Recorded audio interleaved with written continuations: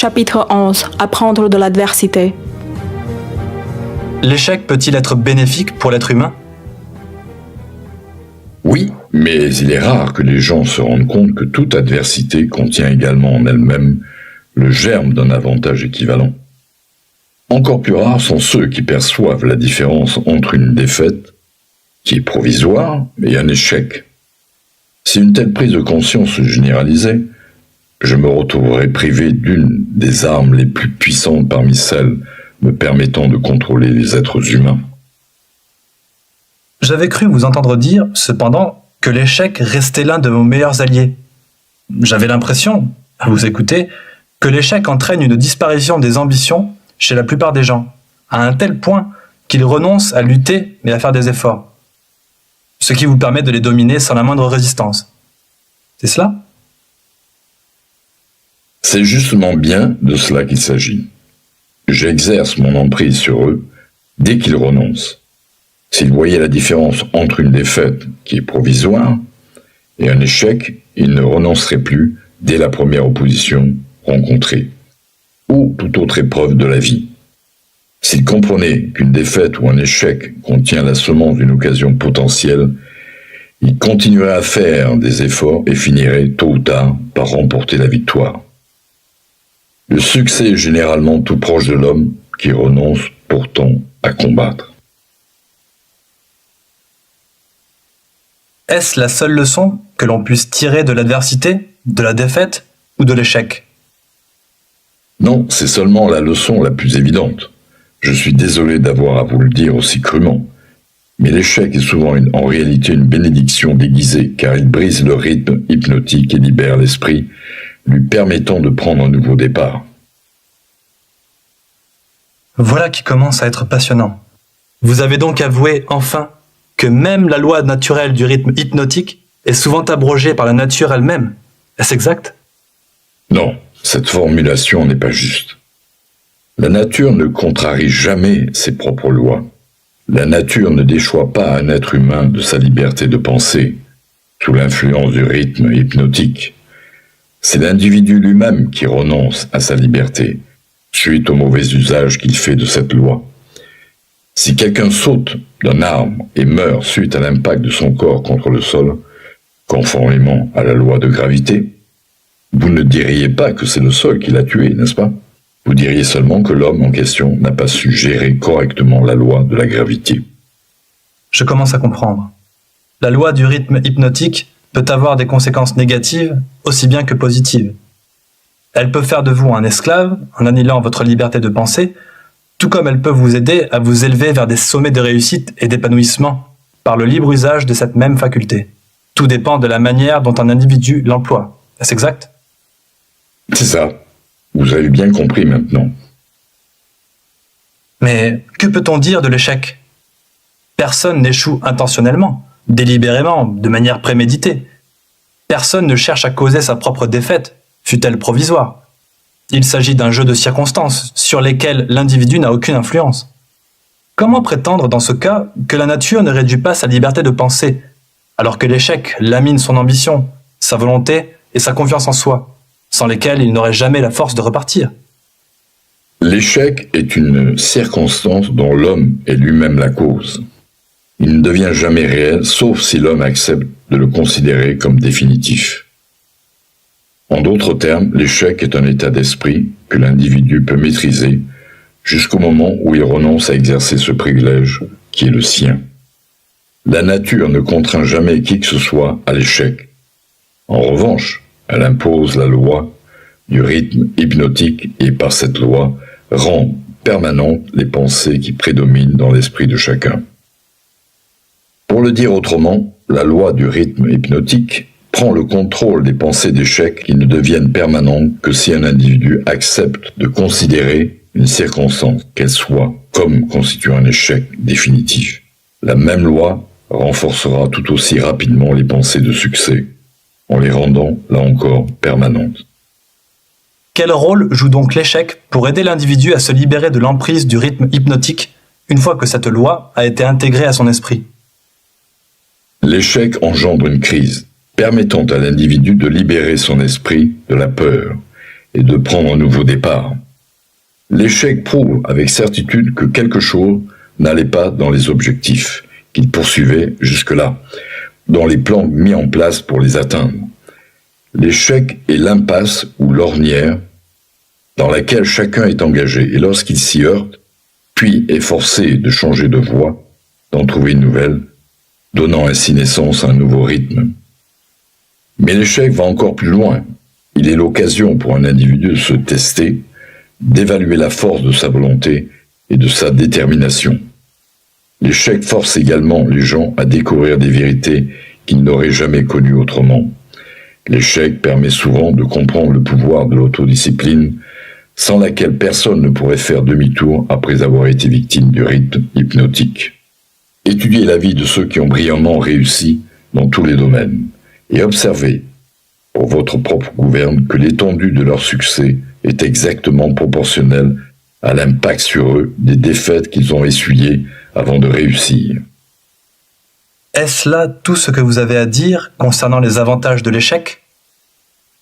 Non, ce n'est que le début. Si vous voulez connaître l'importance de la signification véritable de l'adversité, de l'échec, de la défaite et de toute autre expérience qui brise les habitudes d'un être humain et le force à en adopter de nouvelles, alors observez le fonctionnement de la nature. Elle se sert de la maladie pour briser le rythme physiologique d'un organisme lorsque les cellules et les organes ne sont plus en relation harmonieuse les uns avec les autres. Elle a recours à des dépressions économiques pour briser le rythme mental des masses. Il en va ainsi lorsqu'un grand nombre de personnes n'a plus de relations harmonieuses dans ses activités commerciales, sociales ou politiques. Elle utilise aussi l'échec pour briser le rythme des pensées négatives, lorsqu'un individu n'est plus en juste relation avec lui-même dans son propre esprit. Observez attentivement et vous verrez qu'il y a toujours partout une loi naturelle en action, imposant des changements nécessaires à toute la matière, à toute l'énergie et à la puissance de la pensée. La seule chose qui ne change jamais dans tout l'univers, c'est le changement lui-même. Ce changement éternel et inexorable, c'est grâce à lui que chaque atome de matière et chaque unité d'énergie a la possibilité de se relier à toutes les autres unités de matière et d'énergie. Et chaque être humain a l'occasion et le privilège de se relier à tous ses semblables, quel que soit le nombre d'erreurs qu'il ait pu commettre ou d'échecs qu'il ait pu subir. Lorsque l'échec frappe une nation à grande échelle, comme lors de la dépression économique mondiale de 1929, l'événement est parfaitement en phase avec le plan de la nature qui consiste à briser les habitudes des êtres humains et à faire apparaître de nouvelles opportunités. Ce que vous dites m'intrigue. Dois-je comprendre que le rythme hypnotique a un rapport avec les relations interpersonnelles ? Cette entité abstraite et insaisissable que vous appelez la personnalité n'est en fait rien d'autre qu'une manifestation de la loi du rythme hypnotique. Par conséquent, lorsque vous parlez de la personnalité de quelqu'un, il serait plus juste de dire que ses habitudes de pensée se sont cristallisées en une personnalité positive ou négative par l'action du rythme hypnotique. Les gens bons ou mauvais, à cause du tricotage de leurs pensées et de leurs actions par le rythme hypnotique, les gens sont dans la misère ou la richesse selon que leurs objectifs, plans et désirs ou leur absence ont été rendus permanents et réels par le rythme hypnotique. Est-ce là tout ce que vous avez à dire sur le lien entre rythme hypnotique et relations humaines ? Non, ce n'est qu'un début. Rappelez-vous, pendant que je parle, que c'est de l'influence du rythme hypnotique dans toutes les relations humaines qu'il s'agit. Les hommes qui réussissent en affaires y parviennent uniquement grâce à la manière dont ils se comportent vis-à-vis de leurs associés et d'autres personnes extérieures à leur profession. Les professionnels qui réussissent doivent leur succès en grande partie à leur comportement vis-à-vis de leurs clients.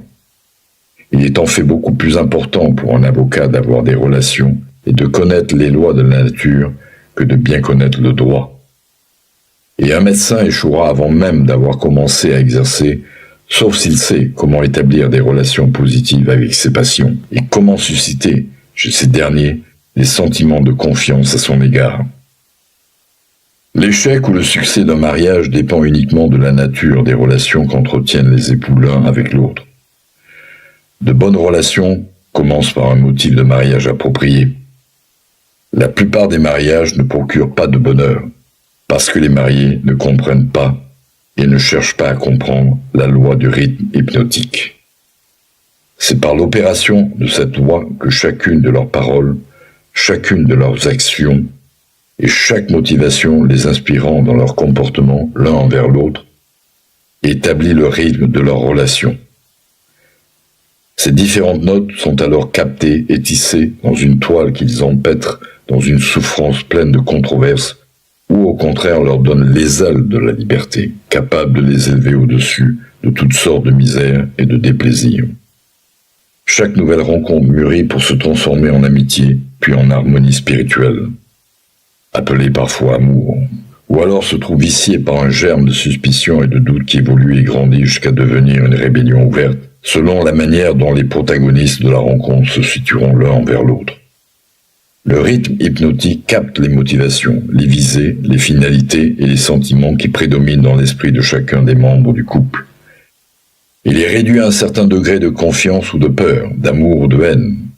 Une fois que cette structure aura pris sa forme définitive avec le temps, elle sera imprimée dans l'esprit des conjoints pour en faire définitivement partie.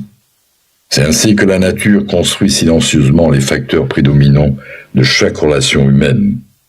Dans chacune d'entre elles, les motivations et les actions mal intentionnées des protagonistes sont coordonnées et consolidées en une forme claire et définie, et sont subtilement tissées dans ce trait humain d'une importance capitale appelée personnalité. Pareillement, les motivations et les actions positives sont consolidées et forcées d'être imprimées en chaque individu. Vous voyez ainsi que ce ne sont pas seulement les actions, mais également les pensées même d'une personne qui vont déterminer la nature de toutes ces relations humaines. Vous nous entraînez là dans des eaux plutôt profondes. Restons plus près du rivage, d'où je pourrais vous suivre sans craindre de m'aventurer trop loin. Dites-moi comment ce sujet des relations humaines fonctionne vraiment dans la réalité de notre monde pétri de problèmes, tel que celui que nous connaissons de nos jours.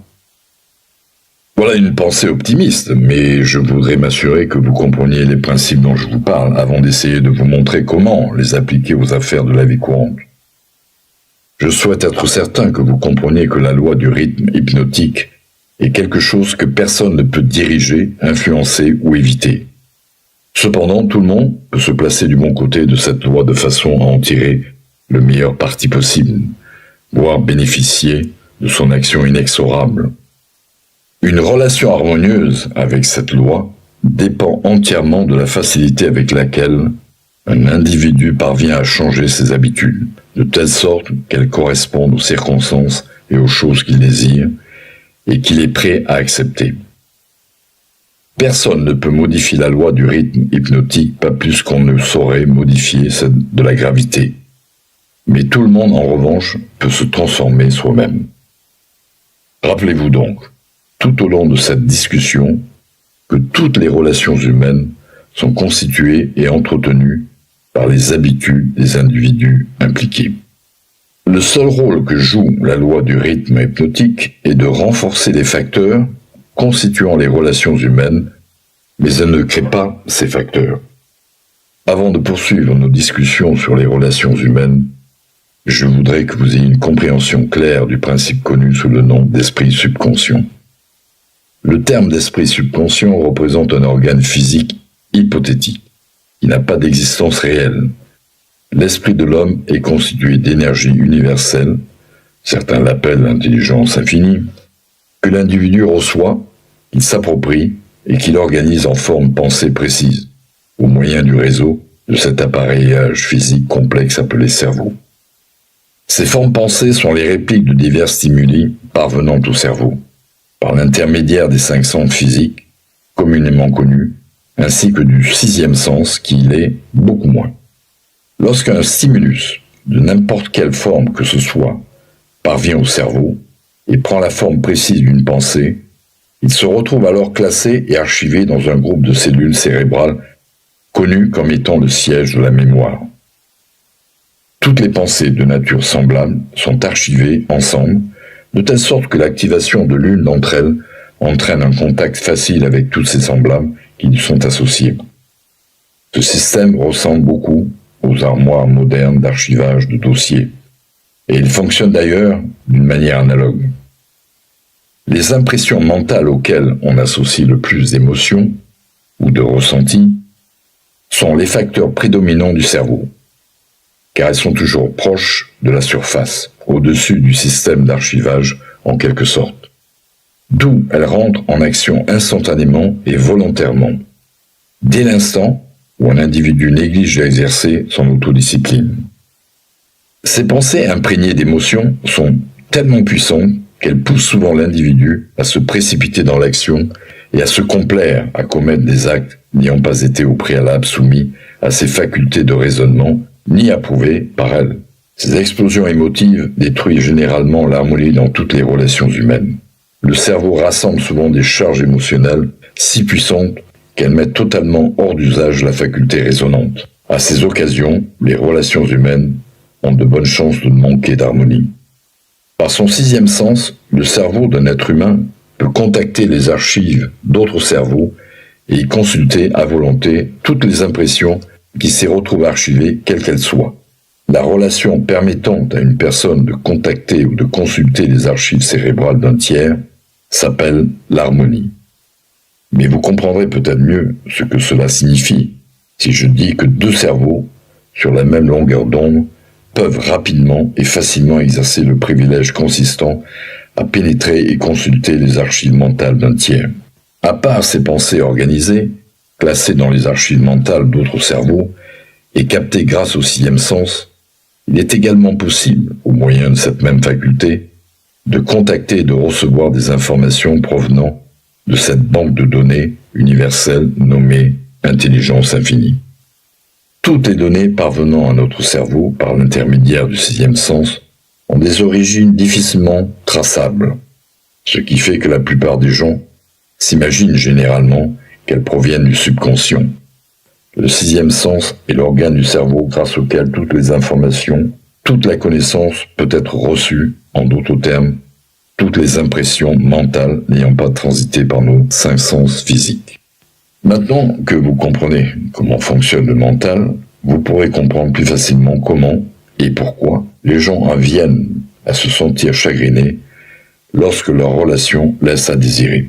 Vous comprendrez également comment, à l'inverse, de bonnes relations peuvent générer les richesses les plus sublimes, matérielles, intellectuelles et spirituelles. Par ailleurs, vous comprendrez qu'il ne peut y avoir de vrai bonheur sans la compréhension et l'application de principes relationnels sains. Vous comprendrez tout aussi bien qu'aucun individu n'est une entité indépendante, que la plénitude d'un esprit en paix n'est possible que par l'harmonie pouvant régner entre l'intentionnalité et les actions de plusieurs esprits entre eux. Vous comprendrez aussi pourquoi chaque être humain devrait spontanément chercher à être le gardien de son frère, concrètement et théoriquement. Ce que vous dites est peut-être tout à fait vrai. Mais j'insiste néanmoins sur le fait que vous m'avez entraîné dans des profondeurs où je ne me sens plus en sécurité. Rapprochons-nous du rivage, où je pourrai nager en eau moins profonde. Nous pourrons repartir vers le large une fois que nous aurons suffisamment appris à nager. Nous avions commencé à parler du profit que nous pouvons tirer de l'adversité, mais il me semble que nous nous soyons un peu éloignés du sujet. Nous avons fait un petit détour, mais ce n'était pas une dérive. Le diable ne part jamais à la dérive. Ce détour était nécessaire pour vous permettre de comprendre la partie la plus importante de cet enseignement. Nous pouvons maintenant reparler de l'adversité. Dans la mesure où la plupart des formes d'adversité générées par des relations interpersonnelles inadéquates, il semblait important de comprendre comment avoir des relations justes et adéquates. Naturellement, cela amène la question de définir ce qu'est une relation interpersonnelle appropriée. La réponse, c'est qu'il s'agit d'une relation procurant à tous ceux qu'elle implique, directement ou indirectement, un profit, sous une forme ou une autre. Quelle serait donc une relation inappropriée ? Toute relation interpersonnelle qui nuit à quiconque ou suscite quelque forme de souffrance ou de malheur chez l'un de ses protagonistes. Comment une relation négative peut-elle être améliorée ? Grâce à un changement de mentalité chez la personne à l'origine de la relation inappropriée, ou par un changement des personnes à impliquer. Certains esprits parviennent à s'harmoniser naturellement, tandis que d'autres se heurtent et rentrent en conflit tout aussi spontanément. Des relations réussies, pour durer, doivent se produire entre esprits dont l'interaction est naturellement harmonisante, ce qui est très différent que de trouver des centres d'intérêt communs comme moyen de susciter cette harmonie.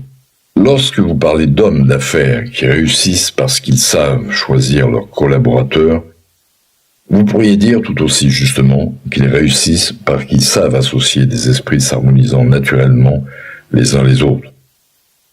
L'art de savoir choisir les gens, dans quelque domaine que ce soit, est basé sur notre capacité à reconnaître les personnes dont les esprits s'harmoniseront naturellement.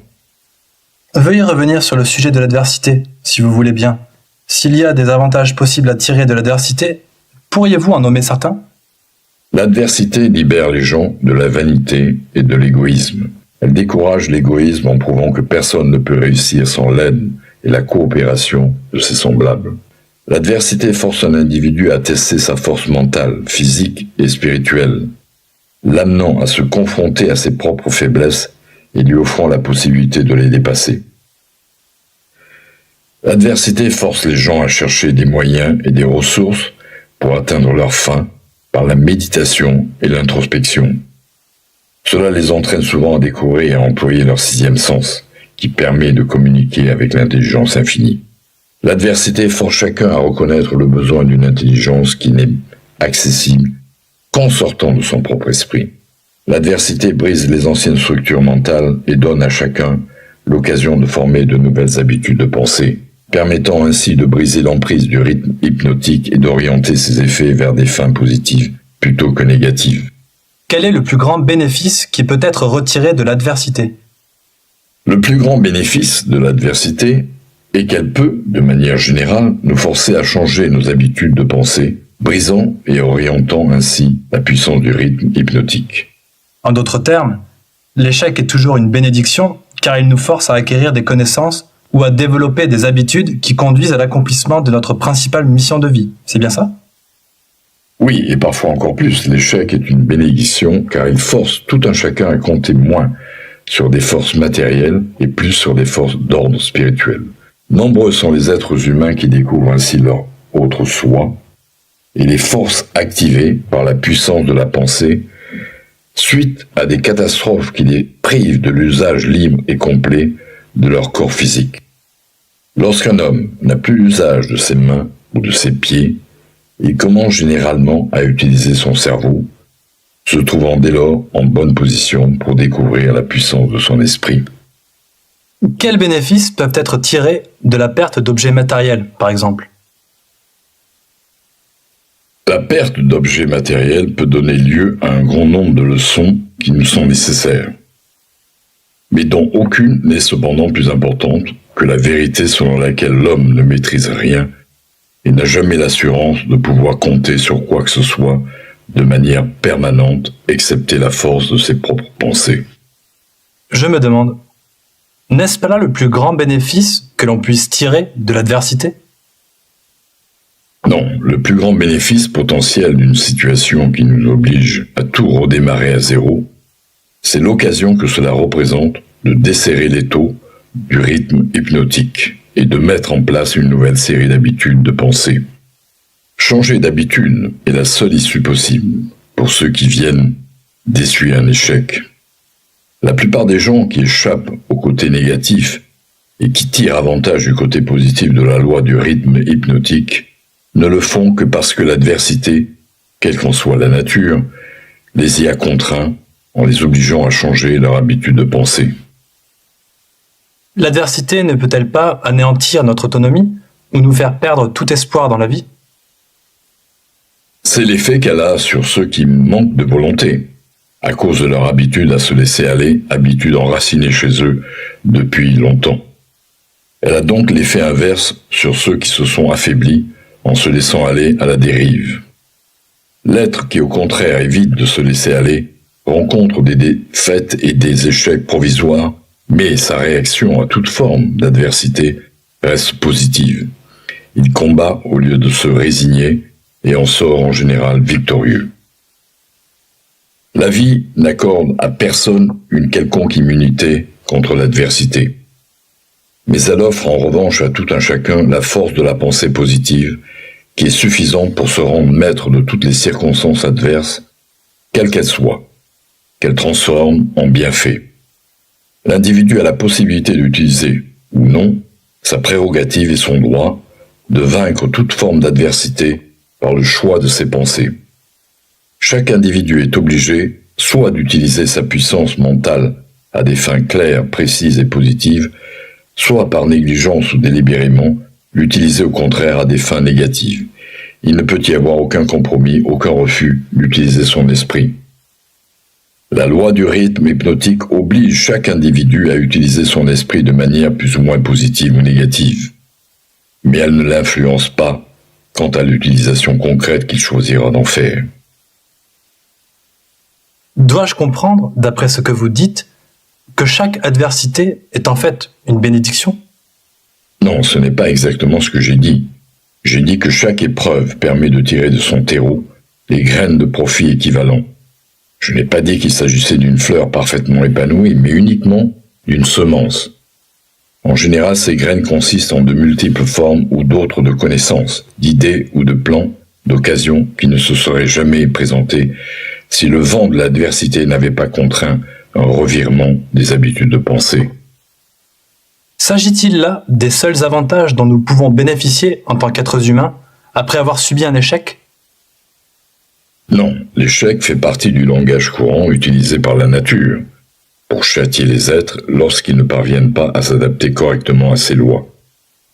Par exemple, une guerre mondiale est l'œuvre de l'être humain. Une œuvre destructrice, bien sûr. La nature avait déjà planté dans les circonstances même de la guerre la graine d'une réprimande équivalente, prenant la forme d'une dépression mondiale. Cette dépression était inévitable, incontournable.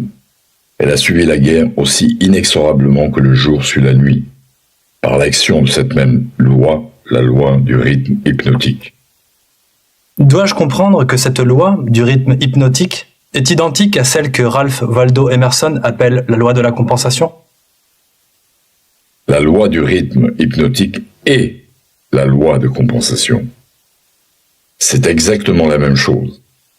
C'est la puissance permettant à la nature d'équilibrer les forces négatives et positives dans les univers, pour toutes les formes d'énergie, dans toutes les formes de matière et dans toutes les relations humaines. La loi du rythme hypnotique opère-t-elle toujours rapidement? Par exemple, cette loi vous bénit-elle immédiatement par les bienfaits de l'aspect positif de vos pensées, ou vous maudit-elle immédiatement, au contraire, par les conséquences de vos pensées négatives? La loi fonctionne toujours de façon certaine, mais pas aussi rapidement. Les bienfaits comme les sanctions encourues par les individus dans l'application de cette loi peuvent être récoltés par des tiers aussi bien avant qu'après leur mort. Observez comment cette loi fonctionne, imposant par exemple à une génération d'individus les effets aussi bien des péchés que des vertus des générations antérieures. Pour le fonctionnement de toutes les lois de la nature, la quatrième dimension, le temps, est un facteur inexorable. Le temps que prend la nature pour relier les effets à leur cause dépend toujours des circonstances. La nature va faire pousser une citrouille en 3 mois. Un chêne de taille respectable lui prendra environ une centaine d'années. Elle fait d'un œuf une poule en 4 semaines, mais il lui faut 9 mois pour transformer un ovule en être humain. J'ai une meilleure compréhension maintenant du potentiel de l'adversité et de l'échec. Pourriez-vous maintenant nous décrire le principe suivant des 7 principes? De quoi s'agit-il? Le principe suivant est celui de l'influence du milieu ou de l'environnement.